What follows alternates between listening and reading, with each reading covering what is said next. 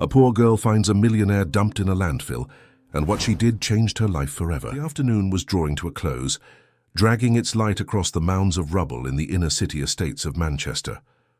Among broken furniture, torn bags, and fragments of other people's dreams, Clara moved with the dexterity of someone who knew every inch of that world, invisible to the city's eyes. Her small, dirty feet searched through the debris for any object that could be sold for a few pennies. A can, a piece of copper wire, a bottle cap. In her worn backpack, she carried the weight of her adult-like responsibilities, medicines she still needed to buy, hope she couldn't afford to lose.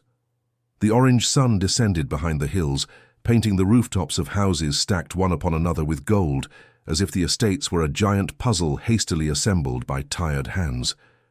Clara knew every alley, every corner, every stray dog that barked when she passed. This was her territory, the only one she had known since she was old enough to understand. She was born there, grew up there, and would probably stay there until the end of her days, like so many other girls her age who no longer dreamed of anything beyond surviving the next day. But Clara had a reason that kept her going, that made her eyes sparkle even when everything around seemed grey and without a future. Gran Cedar, her grandmother and only family, was ill. The cough, once sporadic, was now accompanied by dark stains on her handkerchief. Clara knew that time was short, and every penny collected could make the difference between one more day or one less night of suffering. The girl had no one else. Her father never knew of her existence, and her mother had left when she was too young to hold clear memories. All that remained was Gran Cedar, that woman with rough hands and an enormous heart who had raised her with the little she had and the much that she was. It was in this state of silent alert, between weariness and urgency, that her eyes fell upon something different among the rubbish. At first she thought it was an old doll, discarded there like so many other worthless things, but as she got closer, she realized it was a man. A large body, dressed in expensive clothes, stained with mud, his face partially covered by dried blood and dirt. Clara's heart leaped, not from fear but from astonishment. It didn't make sense. No one like him should be there. And yet, there he was. She paused for a moment, looking around to make sure she was alone. The landfill was a place of silent dispute. Each scavenger had their time, their spot, their strategy. Clara always came in the late afternoon, when the older ones had already left and the younger ones had not yet arrived. It was the safest time, but also the loneliest. Now, before that strange body, she felt a mix of curiosity and apprehension. Who was this man? How had he ended up there? And more importantly, was he still alive? She approached cautiously, peering around, fearing that an older scavenger or one of the local gang members might see him before her. She touched the man's arm with her fingertips, and noticing that he was still breathing, did the unthinkable. She decided to help him. On his wrist, there was a heavy, golden watch, covered in scratches, but clearly valuable. Clara didn't think of selling it. She saved the man. The greater value was in saving him. That decision was not logical. Anyone else would have taken the watch, perhaps the leather shoes, and moved on. But Clara was different. Gran Cedar had always taught her that dignity was not measured by what one has, but by what one does with what one has. And there, before that fallen man, abandoned like rubbish, Clara saw not an opportunity for profit, but a human being who needed help. It was that simple.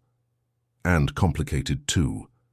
With effort, pulling him with all the strength of her frail body, she managed to drag him through the alleys to the small shack where she lived with her grandmother. Each step was a sacrifice. The man was heavy, and Clara had to stop every few meters to catch her breath. Her hands burned, her back ached, but she didn't give up. She had learned early on that giving up was not an option. Along the way, some neighbors looked at her with curiosity, but no one asked anything.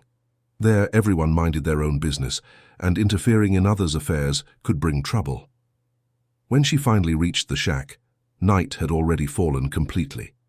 The dim lights of improvised street lamps barely illuminated the dirt roads. Clara dragged the man inside and laid him on the living room floor on a piece of cardboard they used as a rug. She was exhausted, sweaty, trembling from fatigue and an emotion she couldn't name. She had saved someone.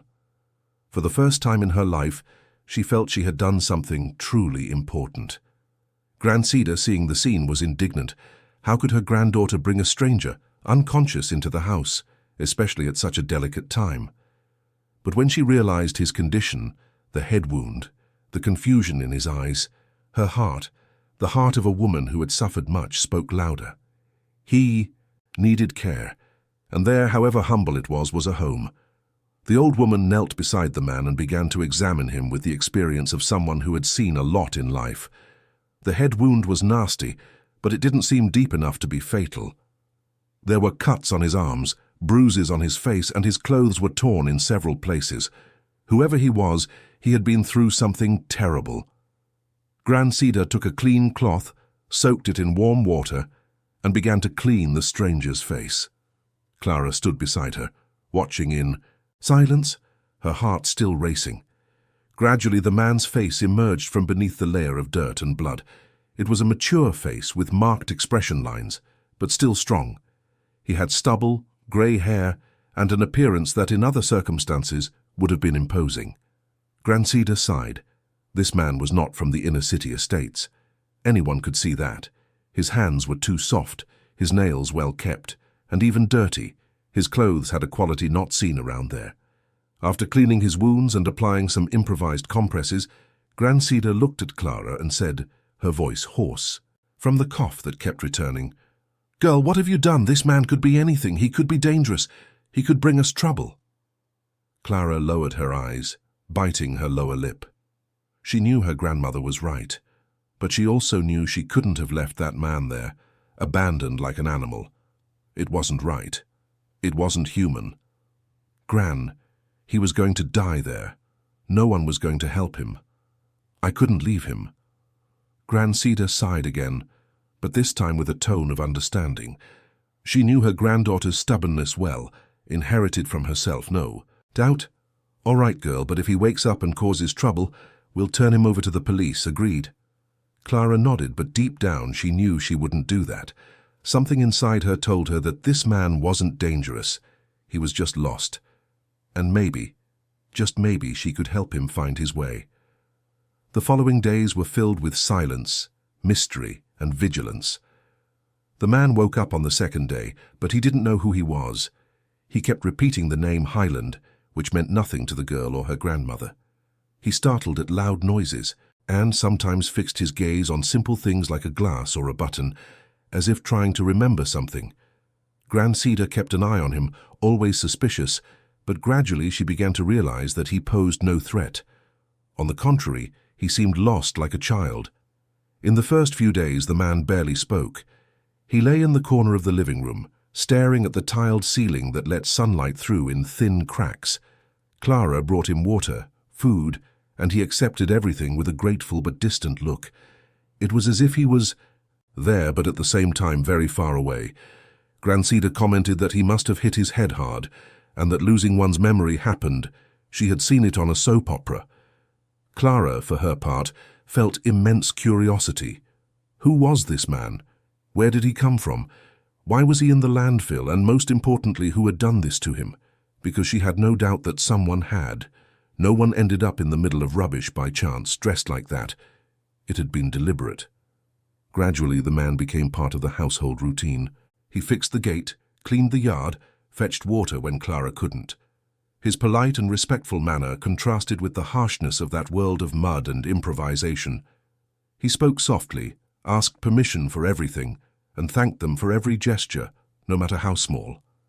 Grancida, despite her initial suspicion, began to like this stranger who had fallen from the sky, or rather from the rubbish. Clara observed everything carefully. She saw how he held objects with care, as if he wasn't used to handling simple things. She saw how he lost himself in thought, looking at his hands, as if they held secrets he couldn't access. She wanted to help him, but she didn't know how. And she was afraid, too. Afraid that, upon discovering who he was, he would leave and never return. It was on one of those days, as Clara curiously fiddled with the watch she had kept for safekeeping, that a recording was accidentally activated. A soft, affectionate female voice said, "For Edward, with love." Isabel. That hit like a silent thunderbolt. Edward. A name. Finally, a name. Clara froze, holding the watch against her chest. Edward. His name was Edward. And there was an Isabel in his life, someone who loved him enough to record a message on a watch. Was she looking for him? Did she know he was lost, forgotten, living in a tin shack in the inner city estates of Manchester? The girl looked at the man, who at that moment was in the yard fixing a hole in the fence. He seemed calm, focused on his work, as if it were the most natural thing in the world, but Clara knew it wasn't. He didn't belong in that place. It was obvious. And now she had important information that could change everything. But then came the fear of losing him, because in some strange way that man had become important to her. He brought a sense of security that Clara hadn't felt in a long time. With him there, the house seemed less empty, less fragile. Grancida coughed less when he was around, as if his presence brought some kind of peace, and Clara, for the first time since her mother left, felt she had someone besides her grandmother, someone who, even without knowing who he was, cared for them. So Clara kept the secret. She hid the watch again in a safe place and said nothing. She decided she would tell him when the time was right, or maybe she would never tell him. Perhaps it was better that way. After all, who said Edward wanted to remember? Who said the life he had before was better than this one? Days continued to pass, and a strange but comfortable routine was established. Edward, as Clara now secretly called him, woke up early, helped wherever he could, and spent his afternoons sitting on the doorstep, watching the street. Sometimes Clara sat beside him and they talked about simple things. She told stories about school, about friends, about arguments with classmates. He listened attentively and sometimes smiled, a sad but genuine smile. Grancida, for her part, began to treat him as if he were family. She served him food on the same plate, called him to watch the soap opera, and even asked his opinion on household matters. He always responded with gentleness and seemed grateful to be included. There was something touching about that dynamic. Three completely different people, united by impossible circumstances, creating something that very much resembled a home. But the world outside didn't sleep. Dark cars began to appear in the neighborhood. Well-dressed men asked questions in alleys and markets. They asked about someone injured, about a missing man. Clara heard the neighbors' comments, saw the suspicious looks, and felt her heart tighten. They were looking for him. Whoever they were getting close. One afternoon, a woman stopped Clara at the market and asked if she had seen any strange man in the area. Someone injured, perhaps confused. Clara shook her head, too quickly, and the woman noticed. She looked into her eyes with an intensity that made the girl tremble. "If you know anything, let us know. There's a reward." And she handed her a card with a phone number. Clara took the card and ran off. She arrived home breathless, her heart pounding erratically. Edward was in the yard, as always. She looked at him, and for the first time felt real fear. Fear of losing him. Fear of what might happen if those people found him. Because now she was sure, whoever they weren't coming in peace. That night, while Grancida slept, Clara sat beside Edward in the dark living room, lit only by the faint glow of a candle. He looked at his hands, pensive. Clara took a deep breath and said, "Your name is Edward." He looked up, surprised. "How do you know?" "There's a recording on your watch. A woman named Isabel says she loves you." Edward was silent for a long time. Then, slowly, he brought his hands to his face and began to cry. It wasn't a loud cry, but deep, coming from a very deep place in his soul. Clara didn't know what to do. She had never seen an adult man cry. She stayed there beside him, just holding his hand. When he finally stopped, he looked at Clara with red eyes and said, "Thank you for everything. I don't know who I am, but I know you saved me, and that I will never forget." Clara smiled, a small smile but full of meaning. "We'll find out who you are, together, but carefully, because people are looking for you, and I don't think they're your friends." Edward agreed, and that night, there in that humble shack, under the faint light of a candle, an improbable alliance was born. A girl, a sick grandmother and a man, without memory, united against a world that seemed determined to separate them. The following days brought a silent tension that hung over the shack like a heavy cloud. Edward spent sleepless nights studying every document he had found in the warehouse, trying to understand the extent of the plot that Richard had orchestrated. The more he read, the more he realized the complexity of the scheme. It wasn't just embezzlement. It was a sophisticated operation involving shell companies, false invoices, and a network of complicity that went far beyond what he imagined. Clara, in turn, became Edward's eyes and ears on the streets. She observed, listened, brought back information. She discovered that the men in suits had increased the frequency of their visits to the neighborhood. They offered increasingly large sums for information about the stranger some people claimed to have seen. The pressure mounted, and Clara knew it was only a matter of time until someone spoke. Money had that power, especially in a place where almost everything was lacking. Grancida continued to worsen each day. The cough that once came from time to time was now constant, and the handkerchief she used to cover her mouth was stained red more frequently. Clara pretended not to see, and Grancida pretended it was nothing. But Edward saw. He saw the growing fragility of that woman who had taken him in without asking questions, who had treated him with a humanity he didn't know if he deserved, and this deeply distressed him. One morning, while Clara was at school, Edward went for a walk around the neighborhood. He needed air, movement, something to shake him out of that state of mental paralysis. He walked through the narrow alleys, observing life pulsating around him. Women washing clothes in improvised tubs, children playing barefoot in the street, men fixing old cars under scraggly trees. There was a dignity there, a strength of survival that impressed him. Those people had so little but seemed to have everything, or at least seemed to know what was important. It was during this walk that he found an old newspaper discarded on a corner. The date was 2 weeks prior. He picked up the newspaper, more out of curiosity than for any other reason, and began to leaf through the yellowed pages. It was then that he saw it. On page 5, a small note about the disappearance of a businessman. The headline read, "Businessman Edward Amaral still missing after 2 weeks." There was a photo, small and blurry, but it was him. A little younger, perhaps. Better dressed, certainly. But definitely him. Edward's heart stopped for a second, or perhaps it beat too fast. He couldn't distinguish. His hands trembled holding the newspaper. He read the article eagerly, searching for every word, every detail that could illuminate the darkness of his memory. The text stated that he was the founder of one of the largest construction companies in Greater Manchester, Evergreen Constructions.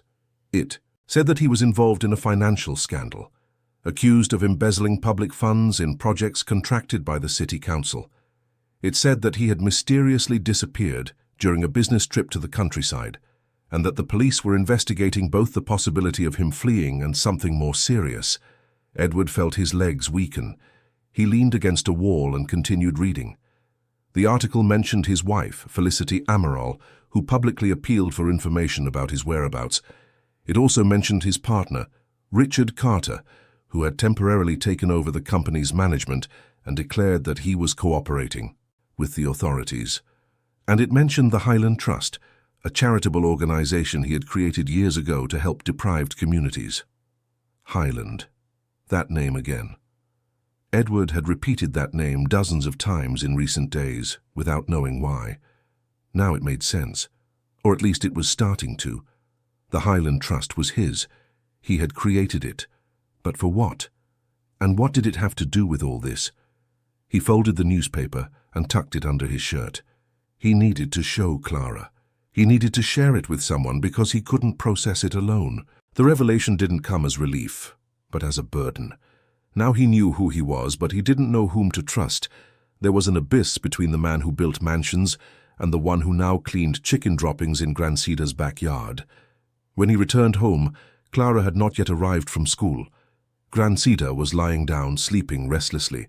Edward sat on the doorstep and stayed there, looking at the blue sky that stretched over the inner city estates. He thought of Felicity. He tried to remember her face, her voice, her touch, but nothing came. Was as if that part of his life had been completely erased. Was she really looking for him? Or was that public appeal just an act? And Richard, his partner, that name brought a bad feeling, a pang of anger that he couldn't explain. There was something wrong with Richard, something his memory was trying to tell him but couldn't articulate. It was an intuition, a visceral feeling of distrust. Edward knew deep down that Richard had something to do with what had happened. But what? And how to prove it? Clara arrived in the middle of the afternoon, sweaty and tired. She had been running, which was not normal. Edward immediately stood up, worried. "What happened?" She stopped in front of him, trying to catch her breath.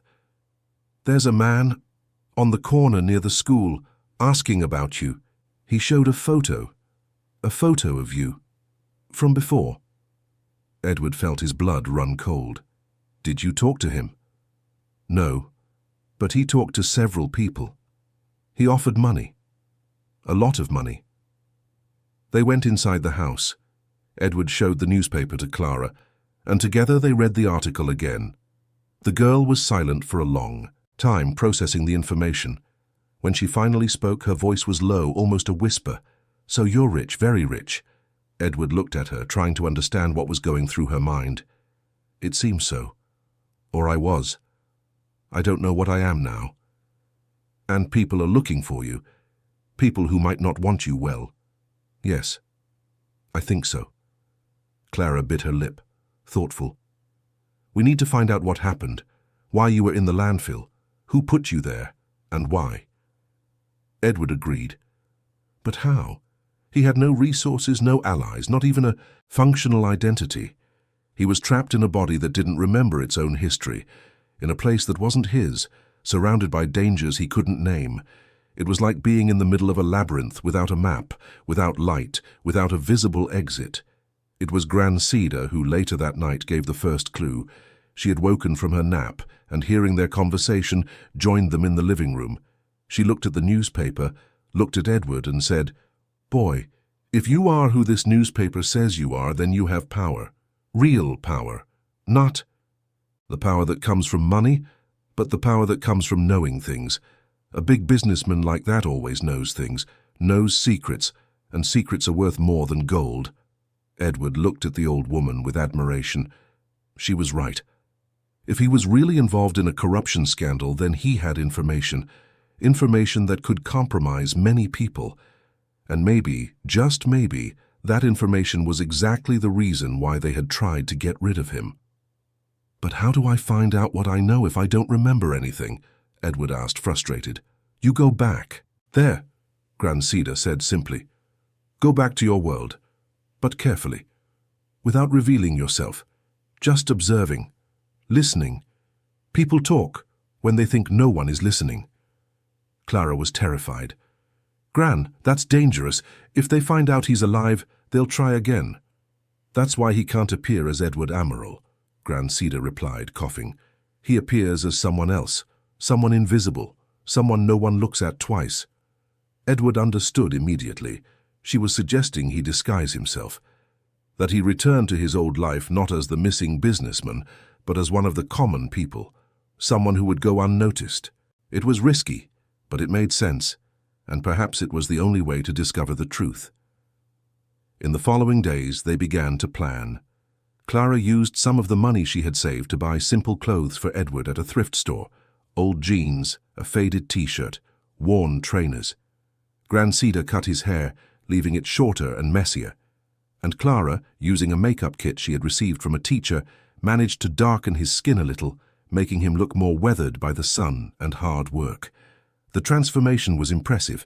When Edward looked at himself in the small broken mirror they had in the house, he barely recognized himself. He was no longer the businessman in a suit. He was just another anonymous worker, the kind the whole city saw but didn't really notice. Perfect. The plan was simple.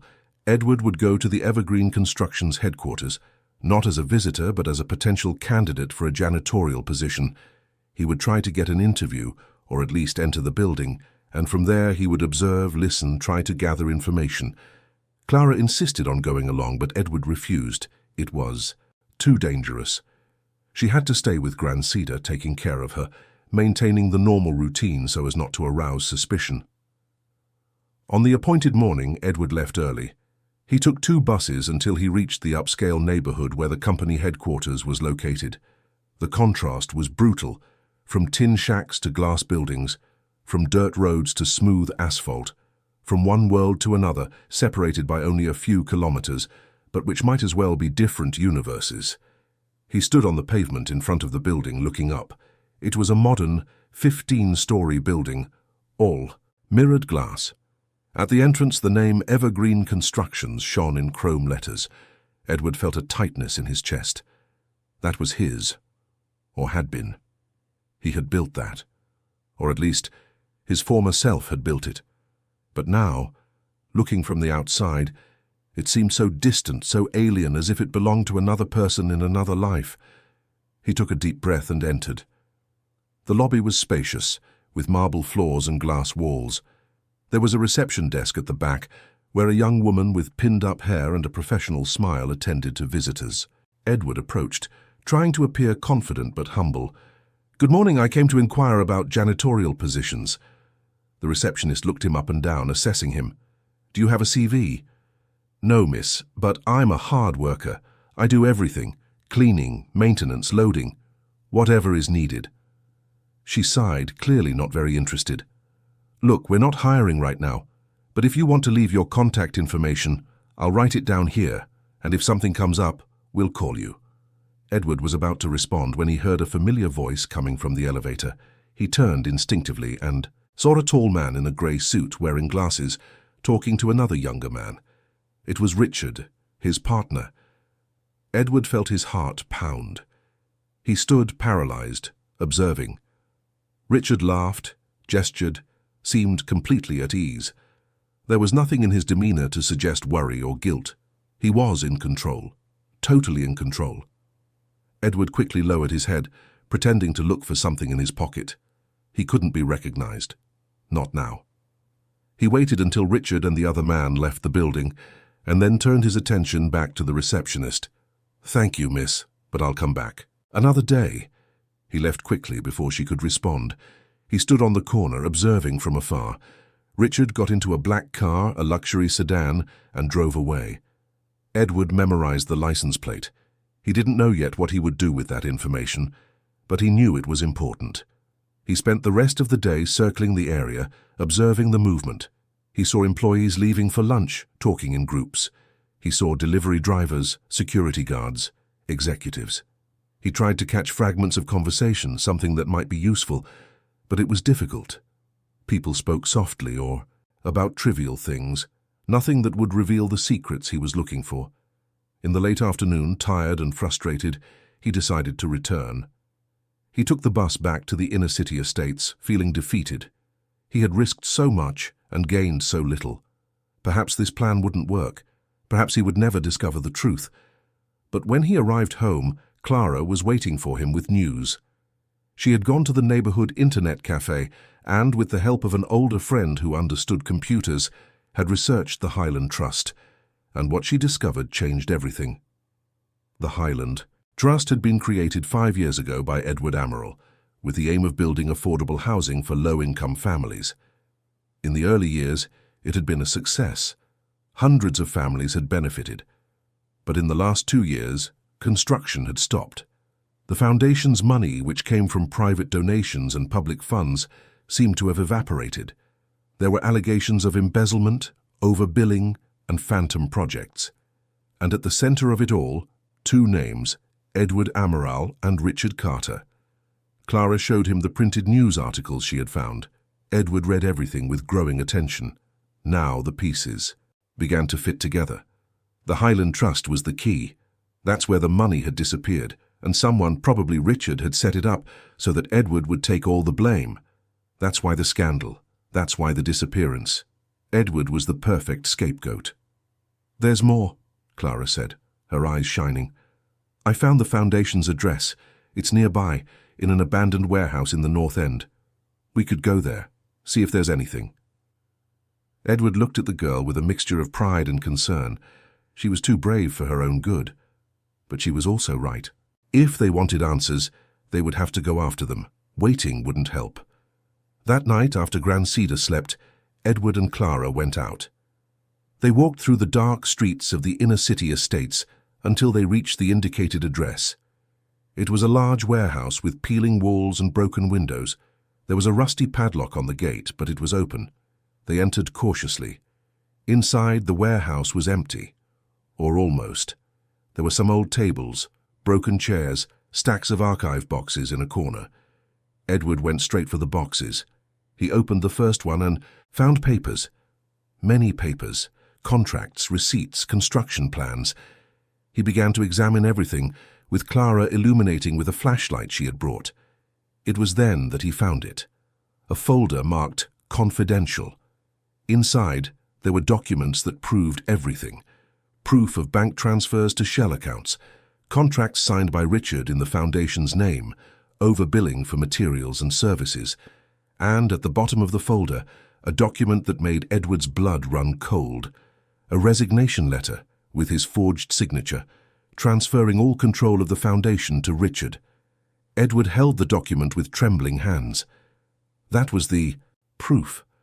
Proof that he had been betrayed, that they had tried to destroy him, that everything had been a set-up. Richard was not just his partner, he was his tormentor. Clara touched his arm. "We need to get out of here. Now." She was right. But before leaving, Edward took the entire folder and hid it under his shirt. Those documents were his weapon, his only chance to defend himself, to prove his innocence, to reclaim his life, or at least what was left of it.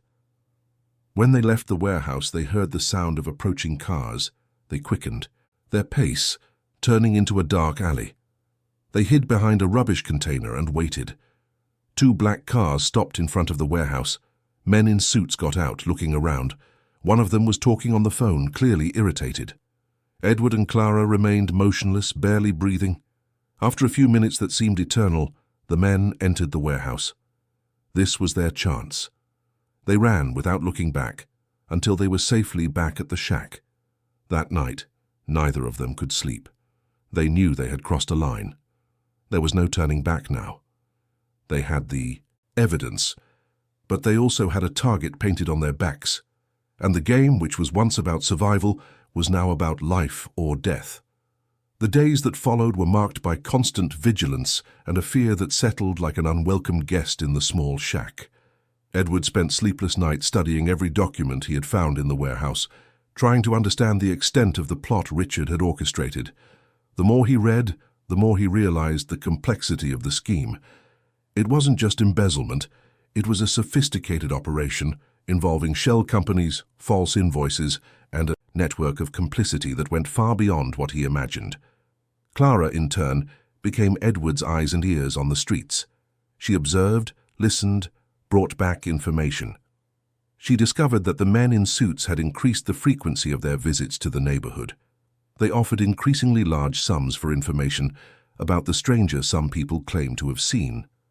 The pressure mounted, and Clara knew it was only a matter of time until someone spoke. Money had that power, especially in a place where almost everything was lacking. Grancida continued to worsen. Her cough was now accompanied by intermittent fever and a weakness that prevented her from doing even the simplest tasks. Clara tried to hide her worry, but Edward saw it. He saw the fear in the girl's eyes, the silent despair of someone who knew they were losing the only family they had. He needed to do something. He needed to get money to take Grancida to a real doctor, to buy proper medicine, to give her a chance to recover. It was this urgency that led him to make a risky decision. Edward decided that he needed to confront someone from his past, someone who could confirm his suspicions, who could give more information about what had happened. And there was only one person he thought he could trust, at least partially. Mark Vickers, a former Evergreen Constructions employee who had worked with him from the beginning. Clara had found Mark's name in some of the documents. He was the company's accountant, and apparently had been dismissed shortly before the scandal broke. Edward vaguely remembered him, or at least thought he did. A sense of trust, of loyalty. It was risky, but perhaps worth it. Through research at the internet cafe, Clara managed to Find out where Mark lived. It was in a middle-class neighborhood not far from the city center. Edward planned his approach carefully. He couldn't just knock on the door and reveal himself. He needed to make sure Mark was alone, that no one was watching, that it was safe. On a Thursday afternoon, Edward went to Mark's house. He observed from a distance for a few hours, studying his routine. Mark arrived home from work around 6 in the evening, driving a modest car. He looked tired, worried. He went inside and the lights came on. Edward waited another hour, making sure no one else was there. Then, with his heart pounding, he approached and rang the doorbell. Mark opened the door with an expression of curiosity that quickly turned to shock when he recognized who was standing before him. "Edward? My God. Edward, is that really you?" Edward put a finger to his lips, signaling for silence. "Can I come in? I need to talk to you. It's urgent." Mark looked around nervously, but opened the door and let Edward in. He carefully locked the door and closed the curtains. "Man, everyone thinks you're dead or that you fled. The country, what happened? Where have you been all this time?" Edward told him everything. Waking up in the landfill, the memory loss, Clara and Grand Cedar, the discovery of the documents. Mark listened in silence, with an expression that mixed disbelief and anger. When Edward finished, the accountant sighed deeply and sat on the sofa, running his hands over his face. "I knew it," Mark said, his voice trembling. "I knew something was wrong. Richard started making strange movements about 6 months ago. He created expenses that made no sense, approved payments without proper documentation.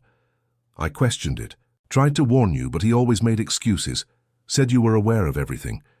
And you seemed so distracted at the time, so distant, that I thought you really knew." Edward felt a weight in his chest. So it was true. He had been manipulated, used. "What about Felicity, my wife? Did she know?" Mark hesitated. "I don't know, Edward. I really don't know. But she and Richard were always close, very close. And after you disappeared, she didn't seem as desperate as she should have been. She made public appeals, of course, but there was something staged about it, at least that's how it seemed to me." Edward felt a pain that went beyond the physical. It was a pain that came from a deep place, from a betrayal he could barely process. Felicity, the woman he had married, with whom he had shared years of his life. Was she also involved? Had it all been a lie? "I have the documents," Edward said, showing the folder he had brought. "Proof of Richard's scheme. Bank transfers, forged contracts, everything. But I need help. I need to know how to use this without putting myself in more danger." Mark took the folder and began to examine the documents with the attention of someone who understood the subject. His eyes widened as he read. "Edward, this is explosive. This isn't just Richard. There are big people involved. Politicians, city council inspectors, suppliers. This is going to bring down a lot of people." "That's why they tried to get rid of me," Edward said. "I was the only one who could connect the dots. Without me, Richard could blame everything on me and move on, but now I'm back, and I'm going to put an end to this." Mark shook his head, worried. "Edward, you need to be smart. If you just take this to the police, you could end up arrested yourself. Richard certainly planted evidence against you, and with the public scandal, you've already been judged and condemned by public opinion. You need something bigger. You need someone who is above this plot." "Who?" "The prosecutor's office.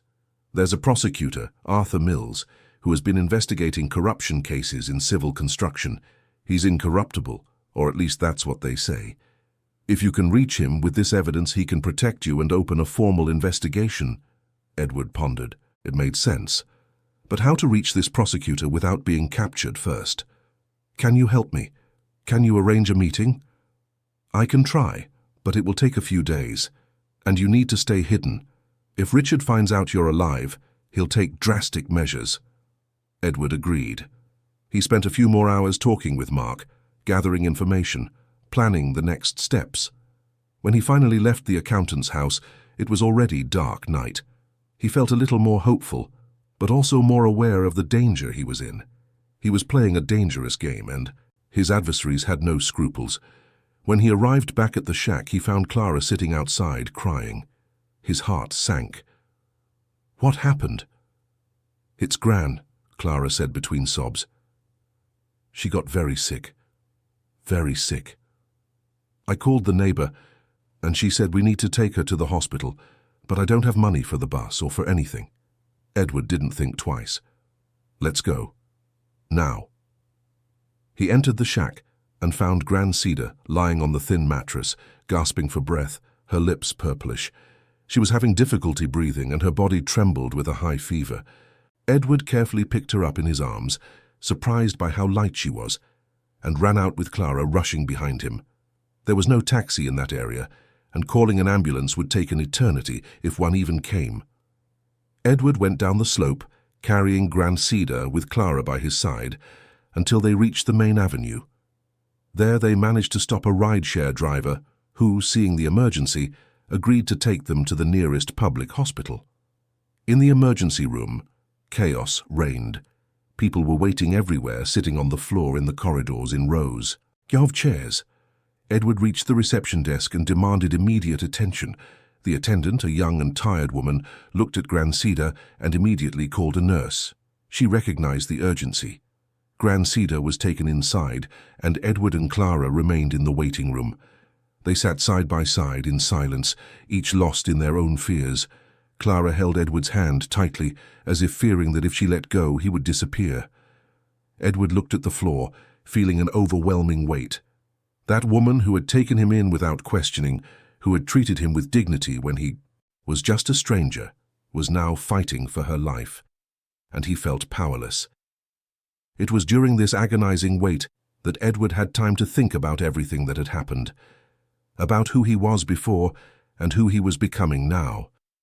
Edward the businessman, arrogant and focused only on growth and profit, seemed like a completely different person. That Edward would not have stopped to help a girl in the landfill, would not have cared about a sick old woman. He would have walked straight past without looking back.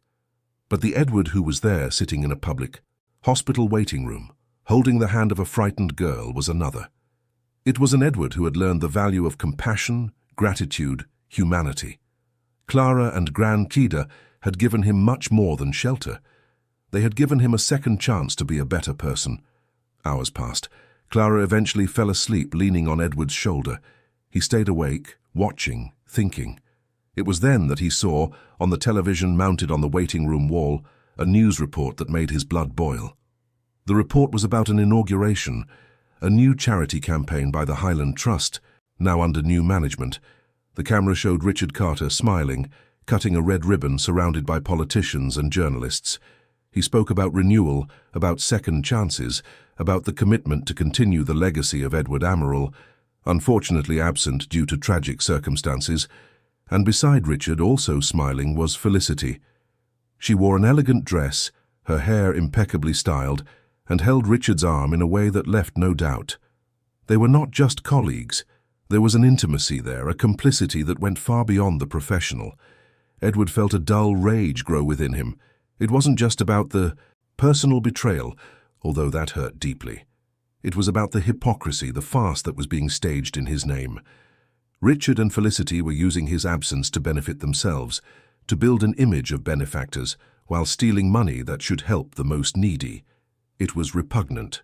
Clara woke up and saw Edward's expression. "What's wrong?" Edward pointed to the television. Clara watched for a few seconds and then looked at him. "Is that your wife?" "She was," Edward replied, his voice cold. "Not anymore, never again." At that moment a nurse called for them. Edward and Clara quickly got up and followed the nurse to a small consulting room. A young doctor, with deep dark circles under his eyes, was sitting behind the desk. He looked at them with a serious expression. "Mrs. Cider is stable now," the doctor began. "But the situation is delicate. She has a severe respiratory infection, aggravated by malnutrition and lack of adequate treatment. We need to admit her for at least a week, do more detailed tests, and start treatment with strong antibiotics." "Will she be okay?" Clara asked, her voice trembling. The doctor hesitated. "We'll do everything we can, but she needs intensive care, and you need to prepare for the possibility that the treatment will be long and difficult." Edward felt his chest tighten. He looked at Clara, who was trying to hold back tears, and made a decision. "Doctor, Whatever she needs, she will have. Tests, medicines, everything. I guarantee it." The doctor looked at him with some suspicion. Edward was dressed like a poor worker, clearly had no apparent resources. But there was something in his eyes, a determination that made the doctor agree. "All right, I'll arrange the admission, but know that the full treatment can be expensive. The NHS covers the basics, but more specific medications and additional procedures will incur costs. I understand. I'll take care of it." After the doctor left, Clara looked at Edward with wide eyes. "How are we going to pay for this? We don't have any money." Edward held her hands. "We will, I promise. I'll sort it out." But how? That question echoed in his mind as they left the consulting room. He had no access to his bank accounts, no documents, nothing but the clothes he wore, and the stolen documents from the warehouse. How would he get money? It was then that he remembered the watch. The golden watch Clara had kept when she found him. It was valuable, he knew that. Perhaps it was worth enough to cover the costs of Grancida's treatment, at least for now. But it was also the only physical link to his previous life. Isabel's recording. Who was Isabel? Would she be important? He didn't know. But he knew Grancida was important, here and now, and that was what mattered. "Clara, I need you to go home and bring the watch. I'm going to sell it." Clara was surprised. "But it's yours. It's the only thing you have from your past. And Grancida is the only family you have. She's more important than any watch." Clara agreed with tears in her eyes and ran off. Edward stayed at the hospital, sitting outside the ICU where Grancida had been admitted. As he waited, he thought about everything that had happened in recent days, how his life had changed so radically, how he had gone from a successful businessman to a man without memory living in the inner-city estates, and how, strangely, he felt that this life, however difficult, had more meaning than the previous one. Clara returned 2 hours later with the watch. Edward took it and looked at the object one last time. It was truly beautiful, heavy, well made, but it was just an object. Grancida was a life. There was no comparison. In the following days, Edward managed to sell the watch to a middleman he knew, a man who dealt in valuable objects without asking too many questions. The money wasn't as much as the watch was truly worth, but it was enough to guarantee Grancida's treatment for a few weeks. Edward handed the money to the hospital, and the treatment began. Grancida responded well to the antibiotics. Her fever went down, her cough lessened, and gradually she began to regain strength. Clara visited every day, bringing flowers she picked from the neighborhood gardens, telling stories from school, trying to cheer up her grandmother. Edward also went, always discreet, always attentive, and little by little, Grancida improved. But meanwhile, the net was closing. Mark finally managed to arrange a meeting with Prosecutor Arthur Mills. It would be in 3 days at a neutral location where Edward could deliver the evidence and ask for protection. It was the chance he had been waiting for, but it was also dangerous. If something went wrong, everything would be lost. Clara, always vigilant, began to notice strange movements in the neighborhood. Cars passing slowly, men asking questions about a stranger who lived with a girl and an old woman. Time was running out. Someone had spoken, or was about to speak. Edward needed to act fast. The night before the meeting with the prosecutor, Edward sat with Clara on the doorstep of the shack, looking up at the starry sky. It was a quiet night with a gentle breeze that carried the smell of wet earth. Clara was silent, thoughtful. "You're leaving, aren't you?" she asked suddenly. Edward looked at her. "Clara, I need to resolve this. I need to clear my name. I need to get justice. But I promise I'll come back. And I promise I'll take care of you and Grancida. You two changed my life. You saved my life. I will never forget that." Clara wiped away a tear that ran down her face. "I know. I'm just scared. Scared something will happen to you, scared of losing someone else." Edward hugged the girl. "Nothing will happen to me. I learned to survive, remember? You taught me." They stayed there, embraced under the starry sky, while the world around them continued its incessant movement.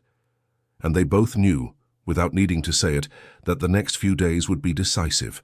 They would be the moment of truth. the moment when everything would be revealed or everything would be lost. The day dawned cloudy, with that grey sky that seemed to presage a storm.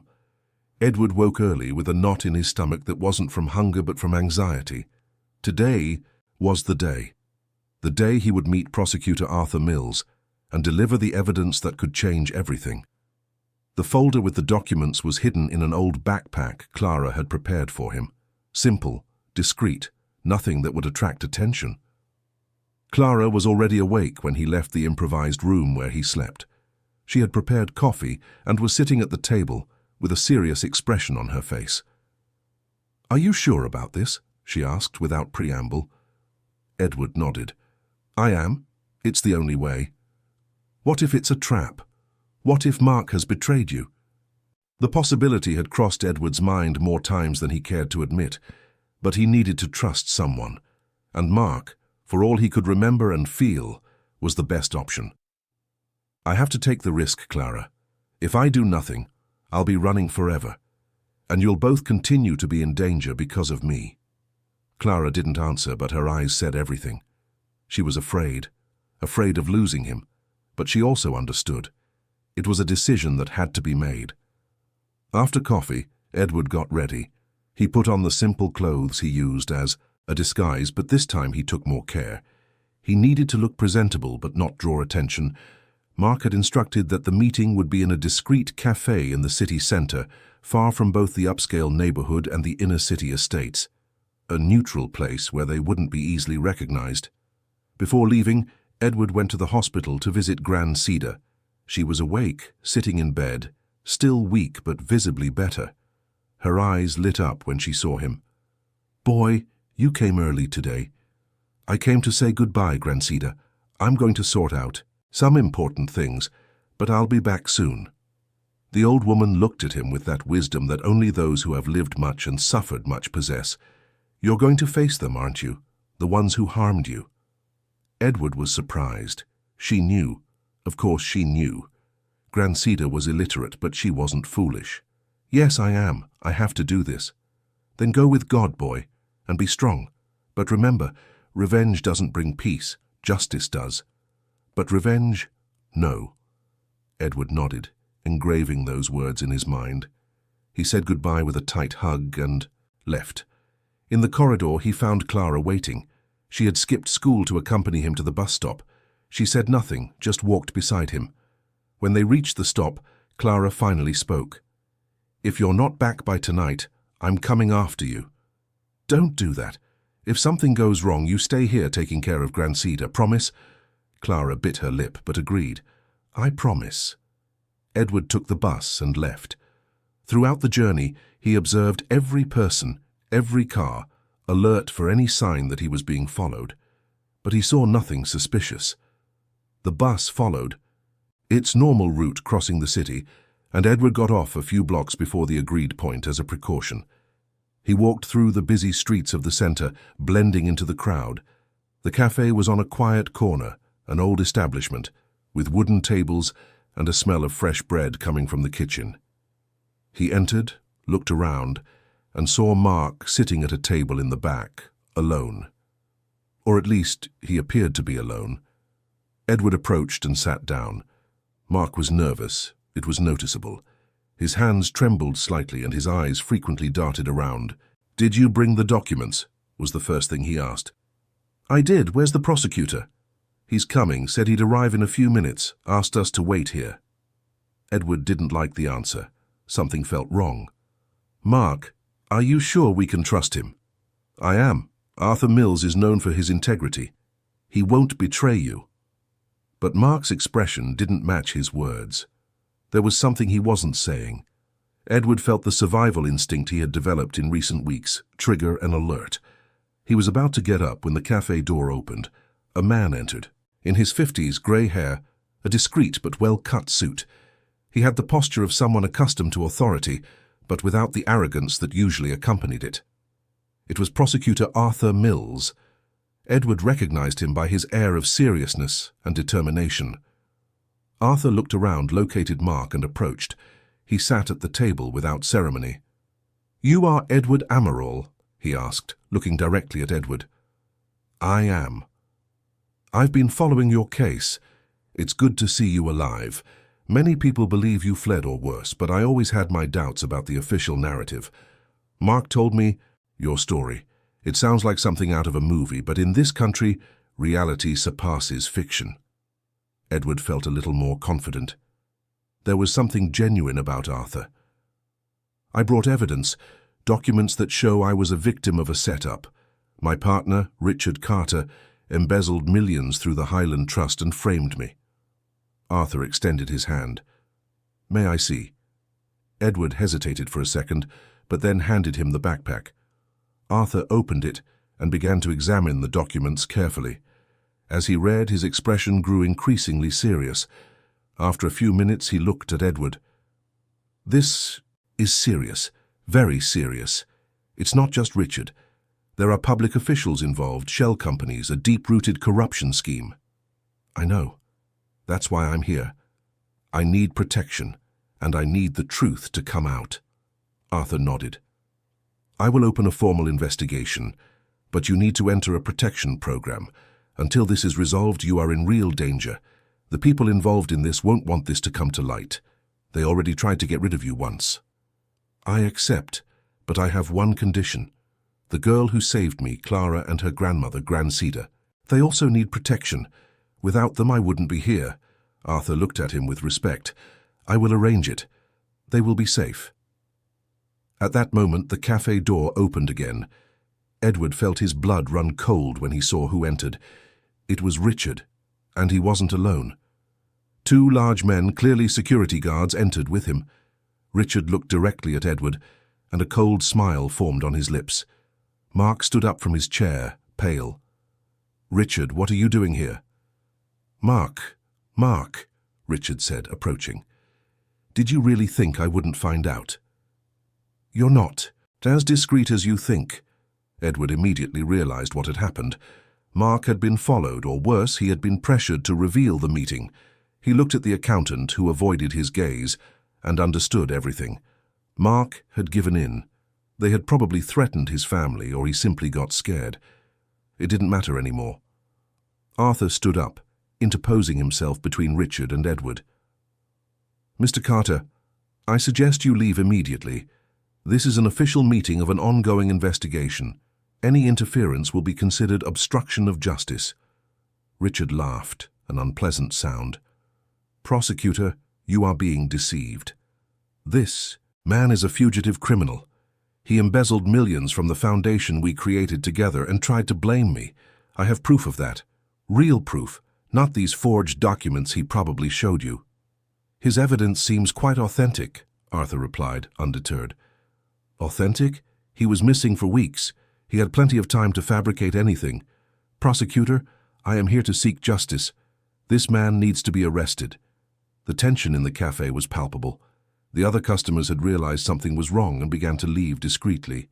The owner of the establishment watched from afar, nervous. Edward also stood up, standing next to Arthur. He needed to think fast. Richard wasn't there by chance. He had a plan. Richard, Edward said, his voice calm but firm. You threw me in a landfill to die. You forged my signature, embezzled money, and still had the audacity to use my name to continue your scheme. But I survived, and now I have proof of everything. Proof? Richard took a step forward. Or do you really think anyone will believe you? A man who appeared out of nowhere after weeks saying he lost his memory. Please, Edward, even you can invent something better. What about the bank transfers? The contract signed by you in the Foundation's name? Your signature on the overbilling documents? Is that also my invention? Richard hesitated for a fraction of a second.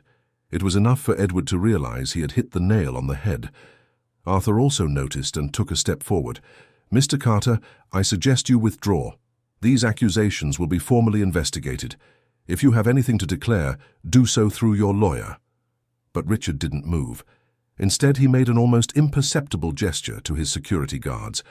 Edward saw the movement and immediately understood the intention. They weren't there to talk. They were there to silence him definitively, and probably to take the documents. Everything happened very quickly. One of the security guards advanced towards Edward, but Arthur was faster. He pulled out his badge and shouted, "Federal agents, everyone freeze." It was then that Edward realized Arthur was not alone.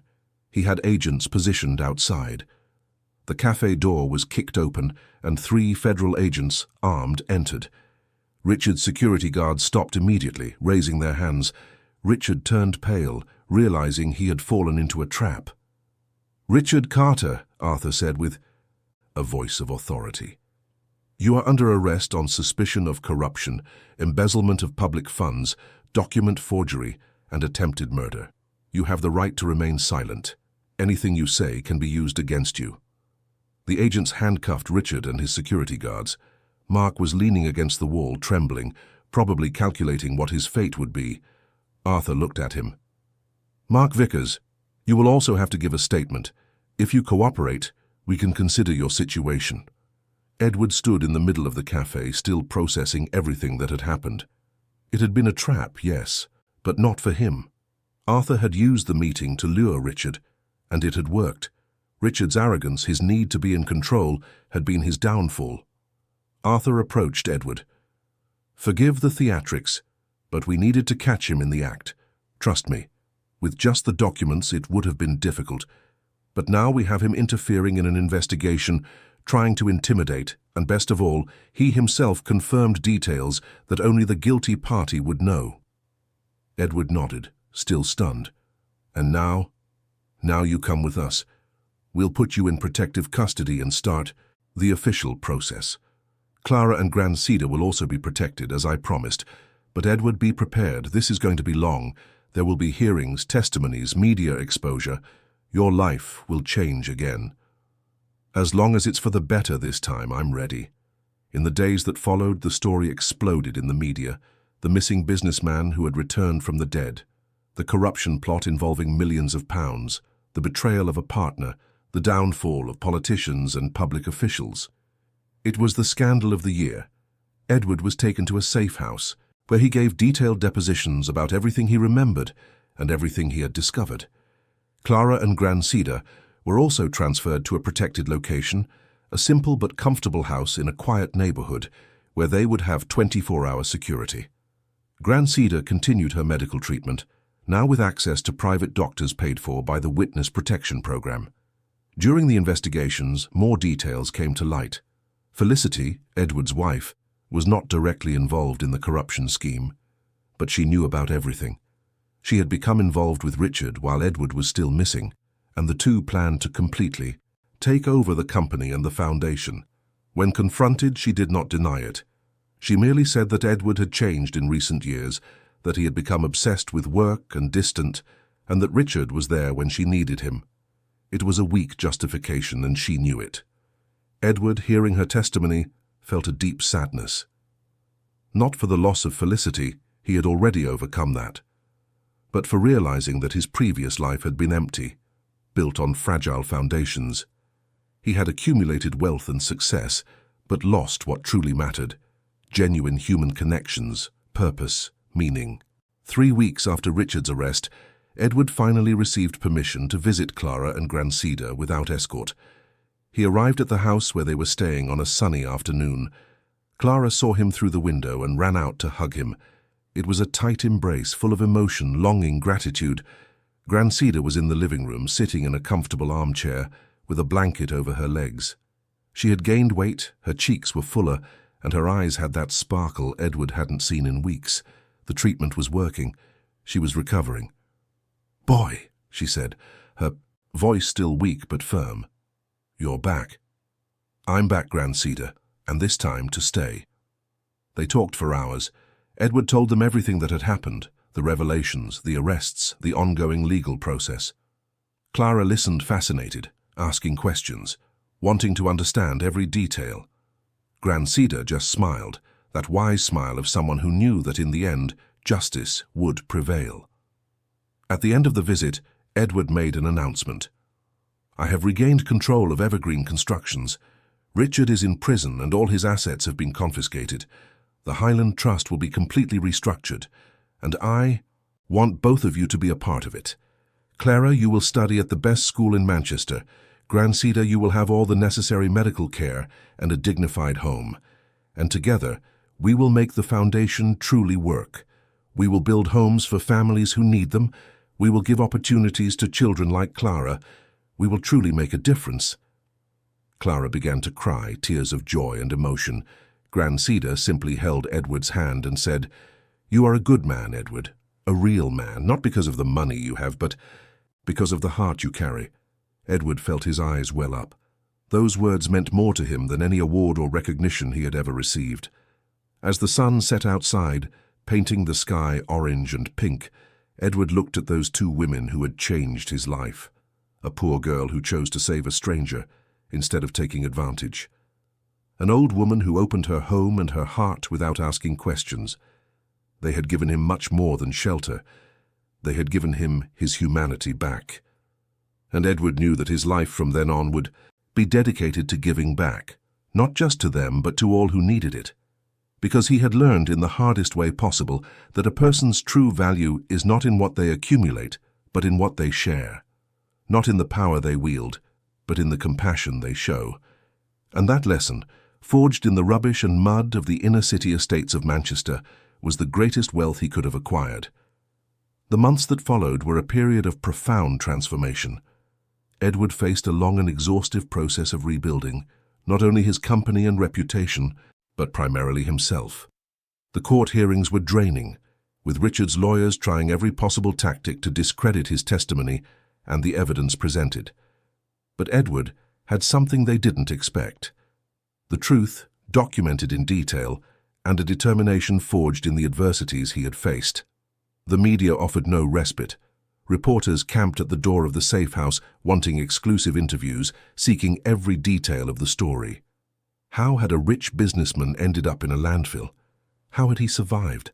And most importantly, who was the mysterious girl who had saved him? Edward refused most requests, but eventually agreed to give an interview to a respected journalist, someone he knew would tell the story with dignity. The interview was broadcast on a Sunday night during prime time. Edward, still visibly marked by the experience, but with a new sparkle in his eyes, told his story. He spoke about the corruption scheme, about Richard and Felicity's betrayal, about the attack that almost cost him his life. But what most moved the country was when he spoke about Clara. "I had everything," Edward said, his voice choked with emotion. "Money, power, success. But I was empty. I lost touch with what truly matters in life. And it took losing everything, literally being thrown in the trash, to find true wealth. Clara taught me that dignity is priceless, that a gesture of compassion is worth more than any bank account. She had so little, but she gave me so much. She and Grandcita didn't just save my life, they saved my soul." Edward's words echoed across the country.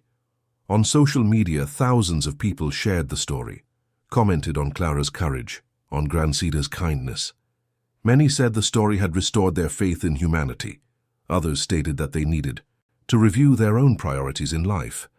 For Clara, the change was even more dramatic. From a girl who scavenged for a living, she went on to study at a top-tier private school. At first, it was difficult. Her classmates came from wealthy families, spoke of international trips, imported cars, things that were completely alien to Clara. She felt out of place, like a fish out of water. But gradually, Clara found her footing. She discovered she was intelligent, very intelligent. She had a learning capacity that surprised her teachers. And more than that, she had a life perspective that her classmates lacked. While they complained about having the wrong phone model, Clara remembered when she didn't have enough to eat. This gave her a maturity, a wisdom that went beyond her years. Some classmates rejected her, it's true. They made malicious comments about her origins, about the fact that she was there out of charity. But others, the better ones, approached her with genuine curiosity and respect. A girl named Beatrice became her best friend. Beatrice came from a wealthy family, but had a kind heart and admired Clara's strength. The two spent hours talking, Clara telling stories of the inner city estates, of the challenges, of the daily struggles. Beatrice listened, fascinated, realizing how much her own life had been protected, shielded from the reality that most people faced. Their friendship was improbable, but genuine, and helped Clara navigate that new world with more confidence. Grancida, in turn, blossomed. The adequate medical treatment, balanced diet, and peaceful environment did wonders for her health. The cough completely disappeared, she gained weight, her cheeks regained color. But more than the physical recovery, it was the emotional recovery that most impressed Edward. Grancida was happy, truly happy. She had a comfortable home, with a small garden where she planted herbs and flowers. She had a rocking chair on the porch where she spent her afternoons, watching the movement of the quiet neighborhood where she now lived. And she had dignity. For the first time in decades, she didn't have to worry about money for medicine, food, or rent. She could simply live. Edward visited whenever he could, and these visits became the most precious moments of his week. He sat with Grancida on the porch, drank the coffee she insisted on making, and talked about everything and nothing. She gave him advice on life, on business, on relationships, and he listened because he had learned that wisdom does not come from diplomas, but from lived experiences. The restructuring of the Highland Trust became the most important project in Edward's life. He hired a competent and honest team, implemented rigorous transparency systems, and established that all projects would be audited by independent entities. There would be no more room for corruption. The foundation would be an example of integrity. The first project of the new phase was symbolic and moving. Edward decided to build a housing complex in the neighborhood, where Clara and Grancida used to live. 50 dignified homes with 2 bedrooms, living room, kitchen, and a complete bathroom. They weren't mansions, but they were homes. Each would have a deed, running water, electricity, sewage. Everything a family deserves to have. Clara participated in the entire process. Edward included her in planning meetings, asked for her opinion on the design of the houses, on what families would need. And Clara, with her experience of living in scarcity, gave valuable suggestions that the architects would never have thought of. She suggested a community space where children could study, a collective garden where families could plant, a health post for basic care. The inauguration of the housing complex was a moving event. Hundreds of people attended. The 50 selected families were there, many with tears in their eyes, holding the keys to their new homes. There was music, food, children running and playing. It was a celebration of hope, of second chances, of restored dignity. Edward gave a brief but touching speech. "These homes are not charity," he said, his voice firm. "They are rights. Every human being deserves a roof over their head, a place to call their own. I learned this the hard way. I learned that there is no real difference between us. We all want the same things: security, health, love, dignity. And if today I can help provide that for 50 families, it's because a courageous girl showed me the way." He looked at Clara, who was by his side. She smiled, that luminous smile that lit up any room. And at that moment, Edward felt a satisfaction he had never felt in his entire previous life. It wasn't the satisfaction of closing a big deal or seeing profits grow. It was something much deeper. It was the satisfaction of knowing he was making a real difference in the lives of real people. But it wasn't all roses. The legal process against Richard was long and complicated. His lawyers used every possible tactic to delay, to question evidence, to discredit witnesses. Felicity, who had officially separated from Edward and was being investigated as an accomplice, gave interviews in which she portrayed herself as a victim, claiming to have been manipulated by Richard. Edward watched everything with a mixture of sadness and detachment. Felicity could say whatever she wanted. He knew the truth, and the truth was documented. As for Richard, Edward felt no hatred. He felt pity. Pity for a man who had everything and threw it all away for greed, who betrayed friendship, who lied, who tried to kill, and who would now face the consequences of his choices. The trial finally took place on a rainy September day. The courtroom was packed. Journalists, curious onlookers, family members of those involved. Edward was there, along with Clara and Grancida. They had insisted on accompanying him. Richard entered the room in handcuffs, with an expression of someone who had aged 10 years in a few months. His expensive suit did not hide the defeat in his eyes. The evidence was overwhelming. Documents, testimonies, bank records, Everything pointed to a systematic corruption scheme that had embezzled more than £20 million over 2 years.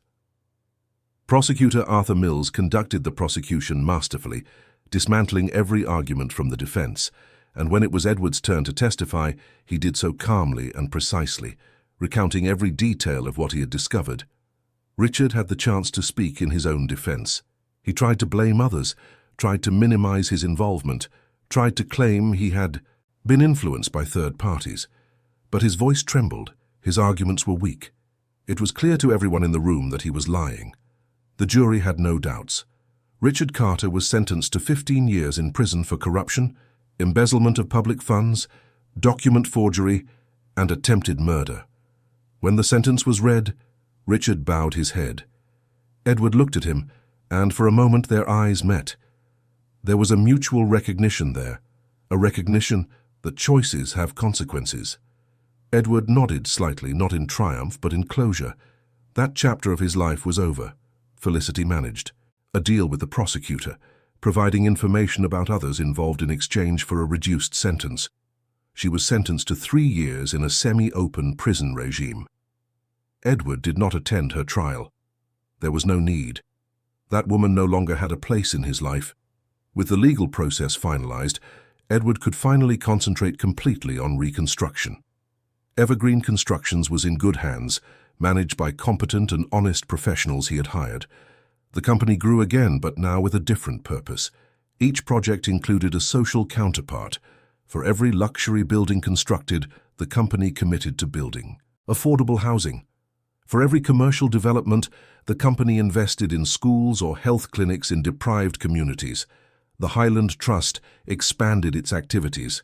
In addition to building homes, it began to offer vocational courses, educational support, and preventive health programs. Clara became the inspiration and the face of these programs. At 14, she gave talks in schools, telling her story, encouraging other children not to give up on their dreams. It was incredible to see her transformation. The shy girl who scavenged for rubbish had become an eloquent, confident young woman, full of purpose. She knew what she wanted: to study medicine and one day return to the inner city estates as a doctor, to care for the people who needed it most. Edward had no doubt that she would succeed. Clara had an inner strength that nothing could deter. Grand Cedar, now completely recovered, became a beloved figure in the neighborhood where she lived. She offered her home for community meetings, gave advice to young mothers, looked after the neighborhood children while their parents worked. She was a respected matriarch, a source of wisdom and comfort. And whenever Edward visited her, she made sure to remind him of where he had come from so he would never forget. A year after the trial, Edward organized a special event. It was Clara's 15th birthday, and he wanted to do something memorable. He rented a beautiful hall, invited school friends, neighbors, friends from the foundation. But the special touch was bringing the families who lived in the housing complex they had built. He wanted Clara to see the impact of her initial kindness, how a simple gesture of compassion had multiplied and transformed so many lives. The party was beautiful. Clara wore a light blue dress. She was radiant. Grand Cedar cried, with emotion seeing her dance, so different from the thin, dirty girl who scavenged for rubbish not long ago. Edward made a toast, raising his glass of juice, as Clara was still too young for champagne. "Clara," he said, his voice emotional, "a year ago you found me in the most unlikely place. You could have ignored me, you could have simply taken what I had and left, but you chose to save me. And by saving me, you also saved all these people present here. Because without you, I would never have learned the true meaning of humanity. I would never have understood what truly matters. You gave me a second chance, and I promise to spend the rest of my life living up to that chance. I love you as if you were my daughter, and I am eternally grateful." Clara was crying, as were half the people in the room. She stood up and hugged Edward. "You saved me too," she whispered. "You gave me hope when I thought there was none left. You gave me opportunities I never dreamed of having. We are a family now, you, me, and Gran. A strange family, but a true one." And they truly were. That improbable trio, formed in the most improbable circumstances, had become a family in the deepest sense of the word. united not by blood, but by something much stronger: love, respect, and mutual gratitude. As the party continued, Edward went out to the balcony for some air. He looked up at the starry sky and thought about everything that had happened. He had lost so much, but gained so much more. He had lost material wealth, but gained spiritual wealth. He had lost false friends, but gained a true family. He had lost an empty life, but gained an existence full of meaning. Grancida joined him on the balcony. "What are you thinking about, boy?" "How strange life is, Grancida. How one moment can change everything. If Clara hadn't chosen to help me that day, I wouldn't be here. Probably no one would be. But she chose, because I raised her that way, to see the human being, not the circumstances. And you also chose. You chose to be grateful. You chose to change. You chose to make a difference. Choices define who we are, Edward, and you both made good choices." Edward smiled. "You are wise, Grancida." "It's not wisdom, boy. It's just living long enough to understand that, in the end, only love matters. The rest is just noise." They stood there side by side, looking at the stars, while inside the party continued. And Edward knew with absolute certainty that he had found his place in the world. It wasn't at the top of a corporate building surrounded by executives and contracts. It was there, alongside simple but extraordinary people, making a real difference, one life at a time. The journey had been long and difficult. He had gone through the dump, through memory loss, through betrayal, through the struggle to survive. But every step, every suffering had been worth it, because it had led him exactly where he needed to be. And that, Edward finally understood, was the true meaning of redemption. 2 years had passed since that fateful afternoon when Clara found Edward among the rubble of the landfill. 2 years that felt like an eternity, given the immense transformation that had occurred in the lives of everyone involved. Manchester remained the same vibrant city, with its hills, its slopes, its chaotic traffic, and its social contradictions. But for Edward, Clara, and Grancida, the city had gained a new meaning. It was the place where their lives had irrevocably intertwined, where they found family, purpose, and redemption. Clara was now 16 years old. She had become a remarkable young woman, recognized not only for her story of courage, but for her own achievements. She was the best student in her class, participated in academic Olympiads, wrote articles for the school newspaper on social inequality and human rights. Her dream of becoming a doctor was more alive than ever, and she studied with a determination that impressed her teachers. But Clara had not forgotten her roots. On the contrary, she remained connected to the deprived community where she had grown up. Every weekend, she returned to the neighborhood to tutor underprivileged children. They set up a small community library in one of the spaces of the housing complex the foundation had built, and Clara volunteered there, telling stories, helping with homework, being the inspiration she herself wished she had had when she was younger. Beatrice, her friend from the private school, often accompanied her in these activities. The girl from the wealthy family had been deeply impacted by her friendship with Clara and was discovering a purpose that went beyond the parties and trips that filled the lives of her other classmates. Together, they formed a powerful duo, a bridge between two worlds that rarely communicated. Grancida, at 72, was healthier and more active than she had been in decades. Her home had become a meeting point for the neighborhood. She offered coffee, homemade biscuits, and, most importantly, a listening ear for those who needed to vent. Often Edward would arrive to visit her and find the living room full of women, talking, laughing, sharing joys and sorrows. Grancida had become the unofficial counselor of the neighborhood. She had also developed an unexpected hobby: gardening. Her small yard had transformed into an oasis of flowers and herbs. There were roses, jasmine, mint, basil, rosemary. She spent hours tending to the plants, talking to them as if they were old friends. And she always said that plants responded to love, just like people. It was her simple but profound philosophy.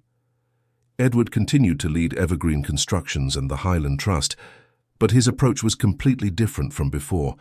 He worked fewer hours, delegated more, and prioritized a balance between professional and personal life. He had learned the hard way that success without human connection was empty, and now he built his life on different pillars: family, purpose, legacy. The foundation had expanded significantly. They had already built over 300 affordable homes in different regions of Greater Manchester. Each project was carefully planned to be not just housing, but a community. They included communal spaces, green areas, a library, a sports court. The goal was not just to get people off the streets, but to offer dignity, opportunity, hope. Edward had also started a scholarship program, offering quality education to talented young people from deprived communities. Clara was the first scholarship recipient, but there were already 50 other children and teenagers being supported. Some studied in private schools, others took technical courses. Some were already in university. Each success story was a personal victory for Edward. But there was something that still weighed on his heart. Since regaining his memory and identity, Edward had discovered fragments of his past that bothered him. He found out that, even before the corruption scheme with Richard, there had already been other ethical questions in his business trajectory. Nothing illegal, but morally dubious. Construction companies that underpaid their employees, projects that displaced poor families without adequate compensation, profits prioritized over people. This discovery was painful. Edward realized that, in a way, he had already been losing himself even before Richard betrayed him. Greed, excessive ambition, disconnection from the impact of his actions, all of this was already present.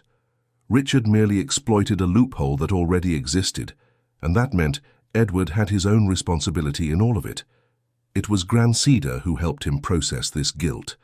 On a quiet afternoon, drinking coffee on the porch, Edward poured out his feelings.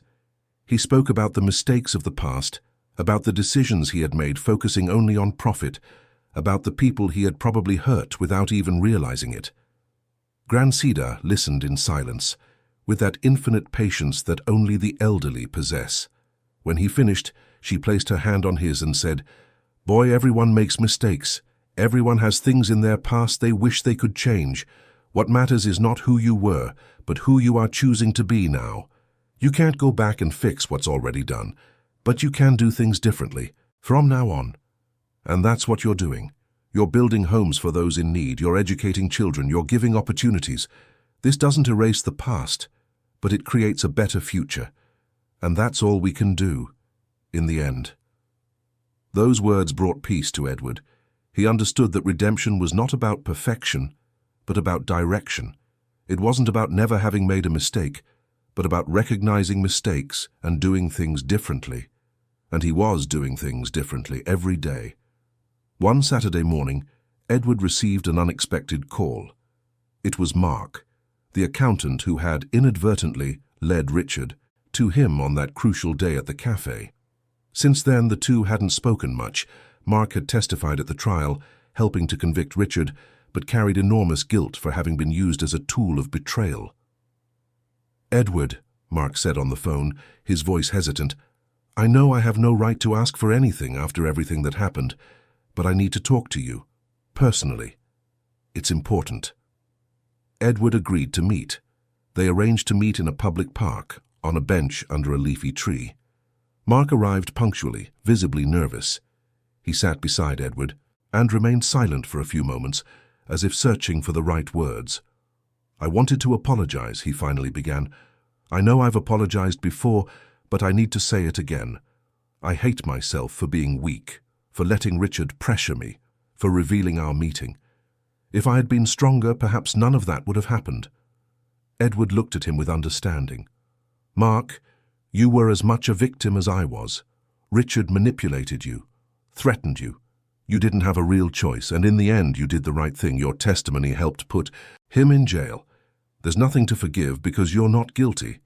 Mark seemed relieved, but there was still something more. "There's something else. I kept some documents. Documents you might want to see.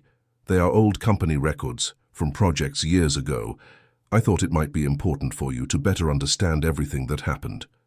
He handed over a voluminous folder. Edward took it and began to leaf through it. There were contracts, plans, correspondence, material from 5-6 years ago. As he read, a story began to form, a story he didn't fully know.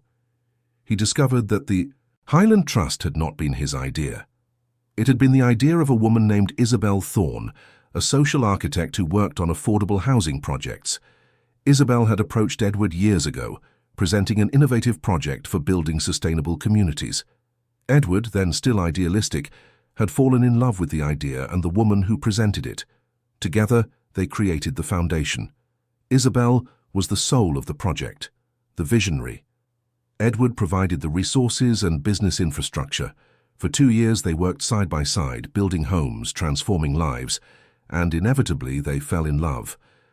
Isabel was different from all the women Edward had known. She was passionate, dedicated, genuinely interested in making a difference. She saw beyond profit. She saw people, dreams, possibilities.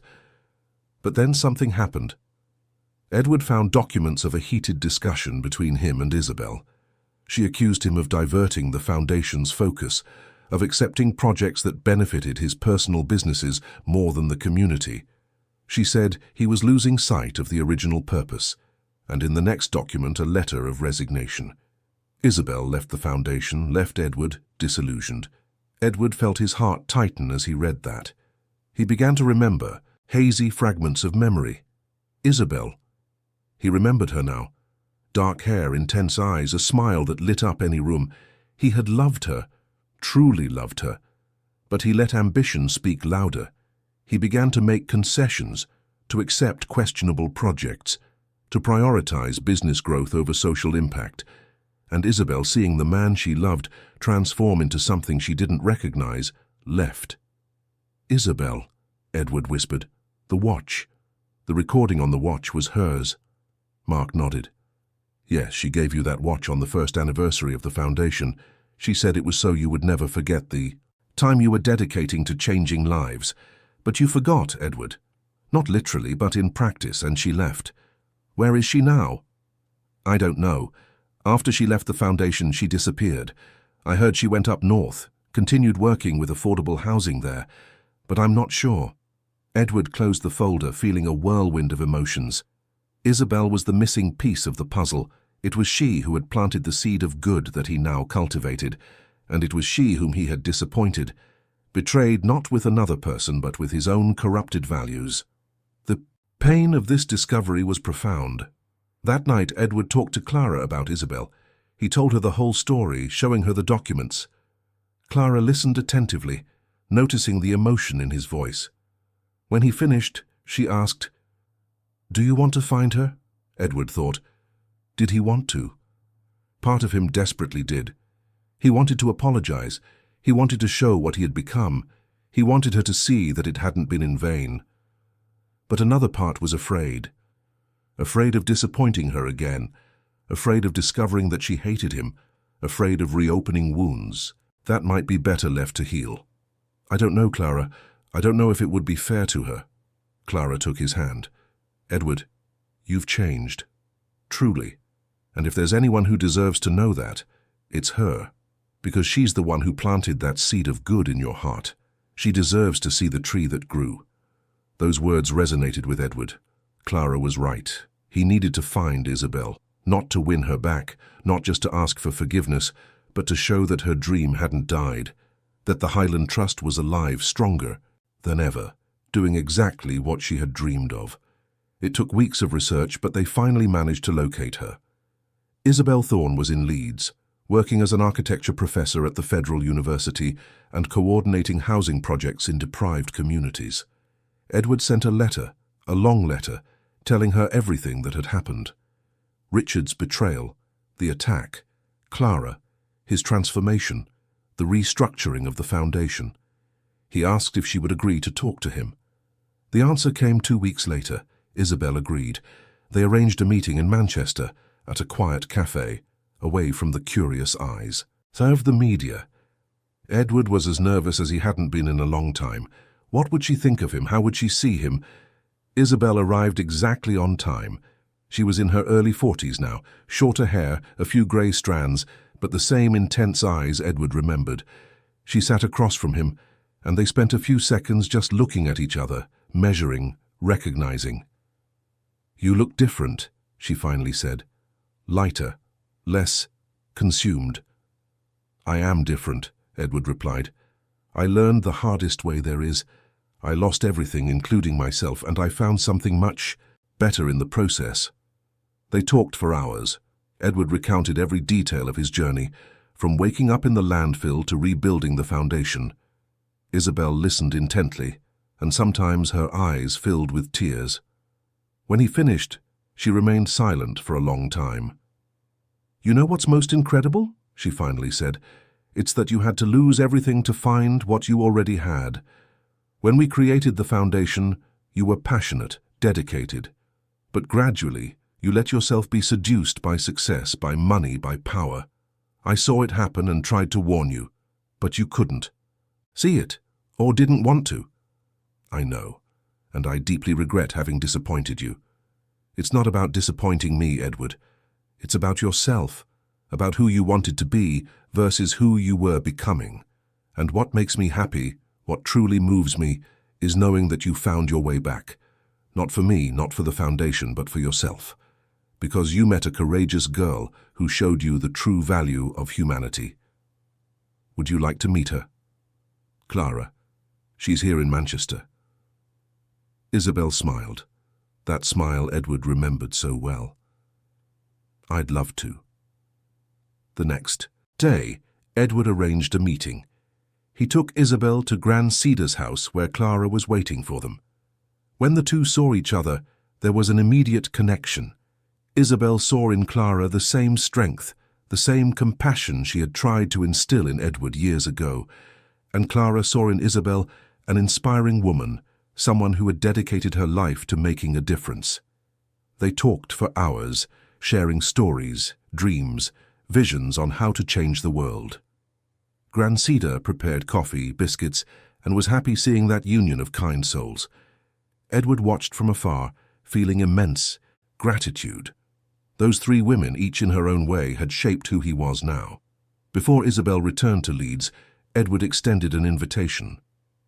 "Isabel, the Highland Trust is as much yours as it is mine. You created the vision.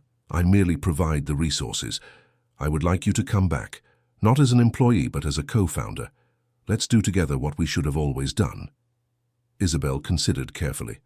"I have my life in Leeds, my projects, my students. But I can work as a consultant, guide the Foundation's projects, ensure they are aligned with the original purpose. It would be an honor to be a part of this again." Edward accepted immediately. It was more than he expected. Isabel would not return as his romantic partner. That time had passed. But she would return as a partner in purpose, and that was even more valuable. In the months that followed, the Highland Trust flourished even more under Isabel's guidance. She brought new ideas, innovative methodologies, an approach that truly put communities at the center of each project. They were no longer projects done for people, but with people. And the difference was palpable. Clara was in her final year of high school now, preparing for medical school entrance exams. She studied intensely, but never neglected her volunteer work in the community. She had become a young leader, admired by everyone who knew her, and Edward couldn't have been prouder. One evening, after a long meeting at the foundation, Edward returned to his home. It was a comfortable apartment, but not ostentatious. He had learned that he didn't need excessive luxury to be happy. He sat on the balcony, looking at the city lights, and reflected on everything that had happened. 3 years ago, he was in the landfill, without memory, without identity, without hope. Today he had a family, a purpose, a legacy that made a real difference. He had lost a corrupt company, but gained an honest foundation. He had lost a false wife, but gained true relationships. He had lost an empty life, but gained an existence full of meaning. The phone rang. It was Clara. "Edward, can you come over tomorrow? Gran wants to make a special lunch. She learned a new recipe and wants to test it on you." Edward smiled. "Of course, Clara, I'll bring dessert." "And Edward?" "Yes? Thank you. For everything. For being the family I always wanted. Thank you, Clara, for saving me, for showing me the way. I love you, little one." "I love you too. See you tomorrow." Edward hung up the phone with a warm heart. He looked up at the starry sky, and offered a silent prayer of gratitude. Gratitude for the second chance, for the redemption, for the unexpected love he had found in the most improbable places. Life had a curious way of teaching the most important lessons. Sometimes it was necessary to lose everything to understand what truly mattered. It was necessary to fall to the bottom of the pit to learn to value the light. It was necessary to be saved by a child to regain one's own humanity. Edward knew his journey was not over. There was still much work to do, many lives to impact, many homes to build. But now he did everything with purpose, with passion, with love, and that made all the difference. As the stars shone over Manchester, Edward closed his eyes and thought of Clara, finding him among the rubbish. That moment had changed everything.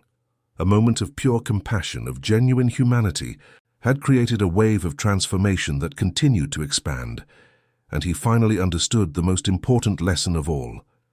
No matter how far you fall, there is always hope for redemption.